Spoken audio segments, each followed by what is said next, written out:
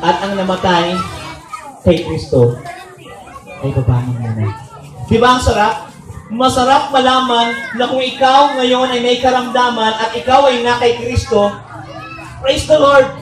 Bakit? Sapagkat darating ang panahon na pagdating ni Kristo, bubuhayin ka niyang muli. Walang kasiraan.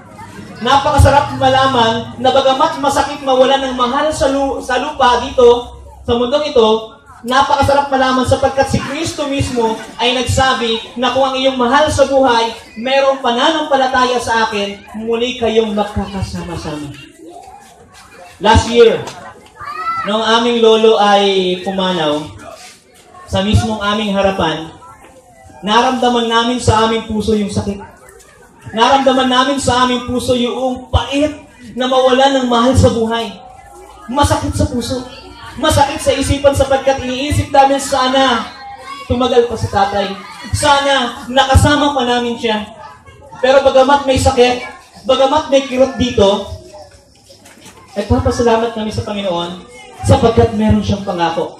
Ang pangako ng Panginoon sa mga taong may pananampalataya ay unang babangon. Isang napakasarap na reunion doon sa langit na makita mo yung iyong tatay nakaupo kasama ni Jesus.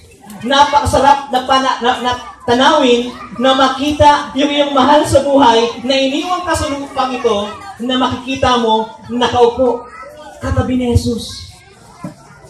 Ang nakakalungkot lang kung hindi ka makakasama ron.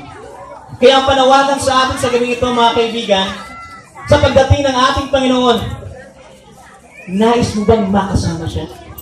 Nais mo bang magkaroon ng isang magandang reunion kasama ng iyong mahal sa buhay?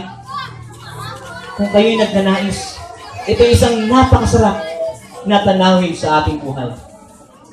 Pagkatapos, tayong nabubuhay, kung dumating ang Panginoon na buhay tayo, aagawin kasama nila sa mga ulap.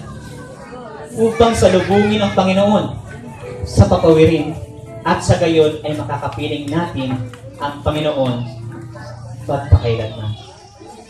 Huwag kayong maniwala doon sa kasabihan sa Facebook na walang forever. Meron. Kay Kristo, may walang hanggan. Kay Kristo, may forever.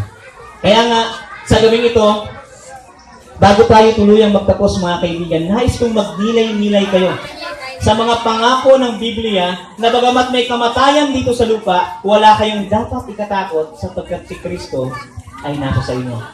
Isang awit ang nais kong mapakinggan ng bawat isa sa atin na kung saan ay magbibigay sa atin ng isang panibagong pag-asa.